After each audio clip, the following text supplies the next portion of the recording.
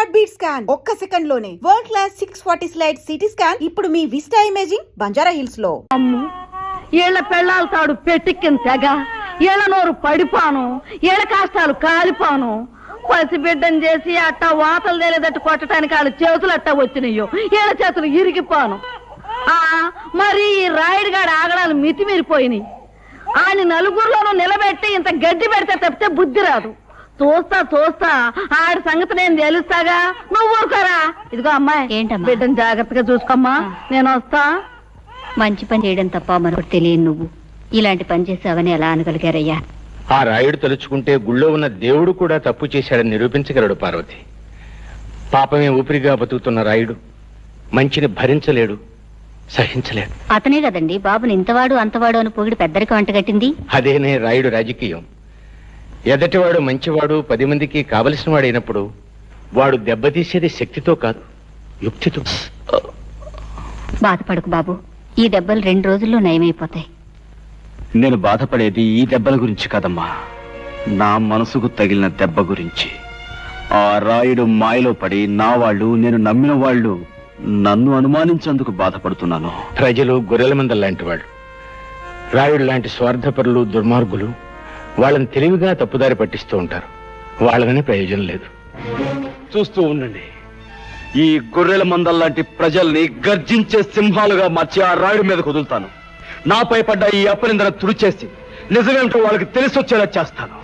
ఆ రాయుడు దెబ్బ కొట్టింది నీటి పావులు కాదు, తాచు పావులని నిలుస్తాను. వస్తాను బాబు. రే రాయుడు, నీ బతుకులో నిప్పెట్ట. అన్యాయంగా హరిబాబు మీదకి నేరం నెట్టి నీ ముదనష్టం పంచాయతీలో పెట్టి ఆయన కొట్టించి ఊరి నుంచి గంటేస్తావంట్రా. నువ్వు నీ పెద్దరకు నీ పంచాయతీ బూడిదైపోను. ఒరే, ఇన్ని సంవత్సరాలుగా నిన్ను చూస్తున్నానే, భయపెట్టో మాయ చేసో నా బిడ్డను నీ గుప్పిట్టో పెట్టుకున్నావు. నా కూతుర్ని అల్లుడిని ఊరి నుంచి తరిమేశావు. నా వాళ్ళని నాకు కాకుండా చేస్తున్నావు కదరా నీ నోరు పడా. ఊళ్ళో మంచిని చంపేశావు. నీ మాటకి ఎదురు లేకుండా చేసుకున్నావు కదరా సచ్చినాడా. ఇవాళ హరిబాబు నీ ఆటలు సాగనివ్వటం లేదనేగా ఆడి మీద అంత నిందేశా. ఒరే రాయుడు, ఈరిగాడు కూతురికి అన్యాయం చేసింది నీ కొడుకేరా. వాళ్ళిద్దరూ కలిసి తోటలెమ్మటా దొడ్లెమ్మటా తిరగటం నా కళ్ళారా చూశాను రా ముదనష్టం చచ్చినాడు. రేయ్, నిన్నంత తేలిగ్గా వదలనరా. నిజాలన్నీ కూడగట్టుకుని సాక్ష్యాలన్నీ తీసుకొని ఆ రచ్చబండ దగ్గర నీ బతుకు బజారు పారయ్యేటట్టు చేస్తారు. ఊళ్ళో వాళ్ళందరి చేతుల్లో నువ్వు కుక్క తాగొచ్చేటట్టు చేస్తాను రా. రేయ్, ఈ జగ్గమ్మ నీ పాలిట అమ్మోరైపోతుంది, నిన్ను సర్వనాశనం చేస్తుంది. జాగ్రత్త. ఒరే, నీకు ఒక కూతురు ఉంది కదా, దానికి ఊళ్ళో వాళ్ళందరూ ఉసురు తగలకుండా చూసుకోరా. నీ బతుకు చెడ మొదలస్తాం చచ్చినాడు. పంతులు ఎల్రా. ఆ ముసలి దాని ఇష్టం వచ్చినట్టు రెచ్చిపోయి తిట్టేస్తున్నా. నేను ఒక్క మాట కూడా జవాబు ఇవ్వలేదంటే ఏం చేతంటావు? మనకున్న లెవెలింగ్ కి అలాంటి ఆడదాని నోట్లో నోరెట్టకూడదు. రాముడు, ఆ ముసల్దానికి చింత చిగురు మేకమాంసం అంటే వద్దులే.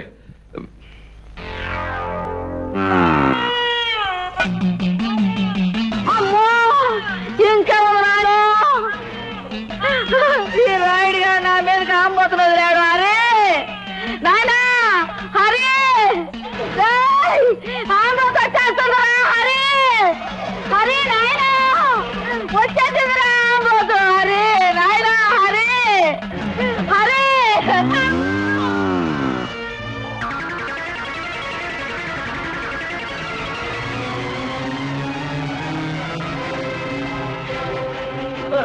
అమ్మమ్మా, అమ్మమ్మా. బాబా, ఎంతో మందికి ఎన్నో ఉపకారాలు చేశావు. నాకు ఒక ఉపకారం చేస్తావా? చెప్పమ్మా. బాబు, నీ చేత్తో నాకు తల్ల కొరివి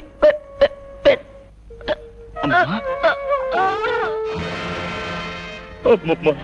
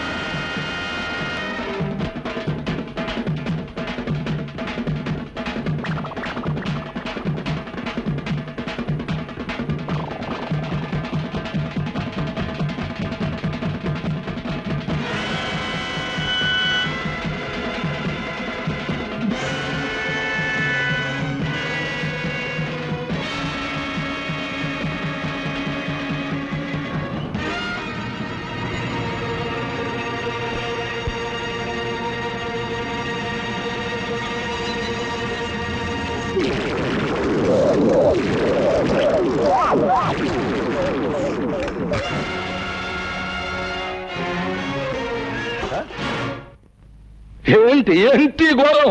ఘోరం కాదు రాయుడు, ఇది నీకు ఒక గుణపాఠం. నీ ఆంబోతుని ఉసిగొల్పి ఓ ముసల్దాన్ని చంపడం కాదురా. నువ్వు మగాడు అయితే ఓ అమ్మకు అయ్యకు పుట్టినవాడైతే నాతో ఢీకోరా.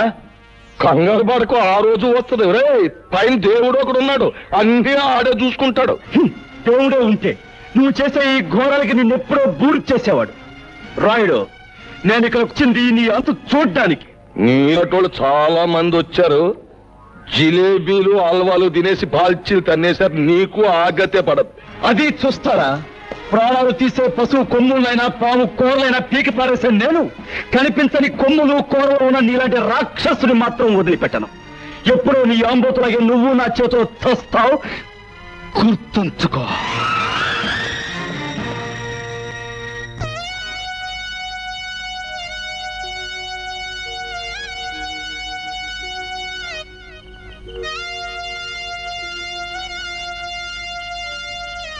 తల కురువు పెట్టండి. వద్దు, మా అమ్మ బతుకున్న నాళ్ళు ఆవిడ ఏ కోరిక తీర్చని దుర్మార్గుణ్ణి. పోతూ పోతూ ఆవిడ నిన్నే తలకొరువు పెట్టమని చెప్పింది. ఇప్పుడు నేను ఈ పని చేసి ఆవిడ ఆఖరి కోరిక కూడా తీర్చని పాపాత్ముడిని కాలేను.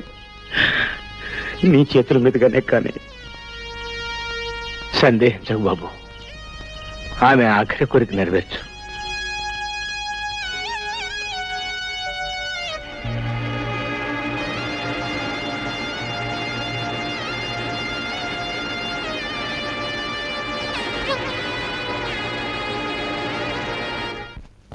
పద్మా, పద్మా, పద్మా, నా మాటని ఈ ఊరి పెద్దలు ప్రజలు ఎవరు నమ్మలేదు. కనీసం నా మనసు తెలిసిన నువ్వేనా? ఇంకా ఏదో చెప్పాలని ఎందుకు తాపత్రయపడతావు? 10 మంది ముందు పంచాయతీలో సాక్ష్యాలతో సహా శిక్ష పడ్డాక ఇంకా నన్ను నమ్మించాలని చూస్తున్నావా? పద్మా, ఎక్కడి వాడివో ఎలాంటి వాడివో తెలియకుండా నిన్ను ప్రేమించినందుకు నాకు బాగా బుద్ధి చెప్పావు. కళ్ళు మూసుకుపోయి నేను తొందరపడుంటే నా బ్రతుకు కూడా లక్ష్మి బ్రతుకులా అంతమై ఉండేది. పద్మా, నేనటి నీచుడితో అసలు మాట్లాడమే పొరపాటు. అవును గురు, ఆ అడిగాని తన్నే ఊరి నుంచి బయటకి ఇంటిచాడు మీ బాబు. అంతే మరి, నాలంటూరు మీద చేసుకుంటే అలాగే జరుగుద్ది. అడిగో సాంబా గురు, ఇప్పుడు మనం ఏం చేస్తున్నారా? పట్నం వీధుల్లో పెట్టలేటకెళ్దాం గురు. ఏది సన్నాసి, పట్నంలో పెట్టలు వీధుల్లో తిరగవరా? మరి ఎక్కడుంటే గురు? అలా చూపెడతాం.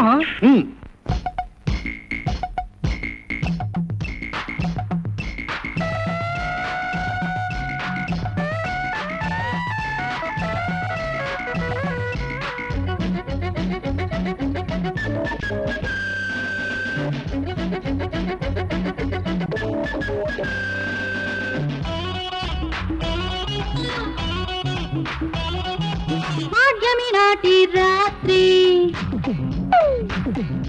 పక్కకు వచ్చానంటే పున్నమి దాకా బుట్టలో పెడతా బుస కొట్టకు రాగా. చూడు చూడు ఆడగోడు ఆడు ఆడు బిళ్ళగోడు భాగ్యమి నాటి రాత్రి పక్కకు వచ్చానంటే పున్నమి దాకా బుట్టలో పెడతా బుస కొట్టకు రాగా. చూడు చూడు ఆడగోడు ఆడు ఆడు బిళ్ళగోడు.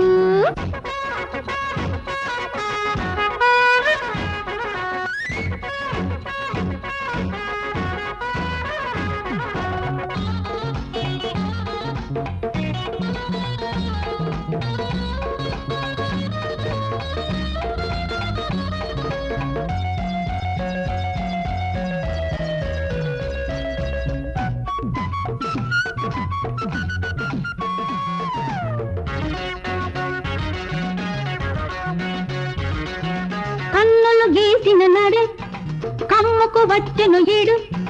చలిగా తక్కిలి గిలిగా విత్తల విడిగా ఉన్నాను తడిగా. కసిగా తాగిత కలిసా వెచ్చని ఒడిని ఇమ్మని అడిగా. చుక్కబుట్టు అబ్బబ్బ చీర కట్టు అయ్యయ్యో జారిపోయి అమ్మమ్మ చాటు పెట్టు ఆహా సర్ది పెట్టు ఆ చాటు గుండ హాయి చక్క పెట్టు భాగ్యమి నాటి రాత్రి పక్కకు వచ్చానంటే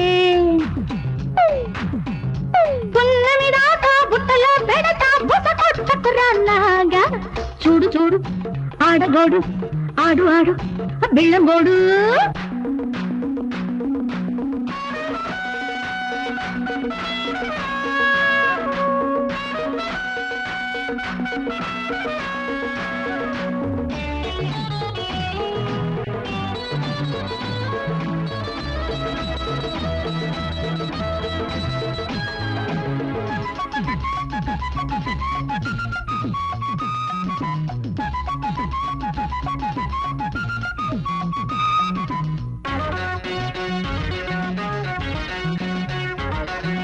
నడుముకు అడ్రస్ లేదు నాకు అడ్రస్ లేదు పగలు రాత్రి దిగులై ఒంట్లో వగలేరయ్యాయిరారా ఒళ్ళే దాతని వేళల వేసిన వలలో పడ్డాను లేరా వినటిగా అబ్బబ్బ కుట్టినట్టు అబ్బబ్బ చూడకయ్యు అమ్మమ్మ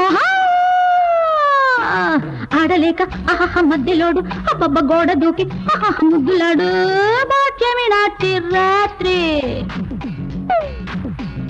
పక్కకు వచ్చానంటే పున్నమి దాకా బుట్టలో పెడతా బుస కొట్టకురాలాగా చూడు చూడు ఆడగోడు ఆడు ఆడు బిళ్ళంగోడు భాగ్యమి నాడి రాత్రి పక్కకు వచ్చానంటే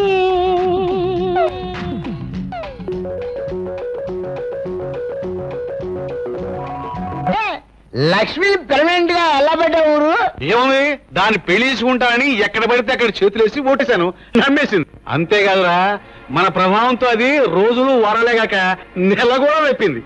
దాని కడుపు కాను నువ్వైతే మరి సావుకో. అమ్మమ్మ, ఆ ఘనకారం మనసే లేదురా. అసలు ఆ టైంలో మనం ఊళ్ళో లేం కదరా. ఏది మొత్తం తప్పులన్నీ ఎత్తిరేసుకుని ఆరిగాడు పొలివారు దాడిపోయాడు. మనమే చేసుకుంటే ఎవరికైనా అదే మరి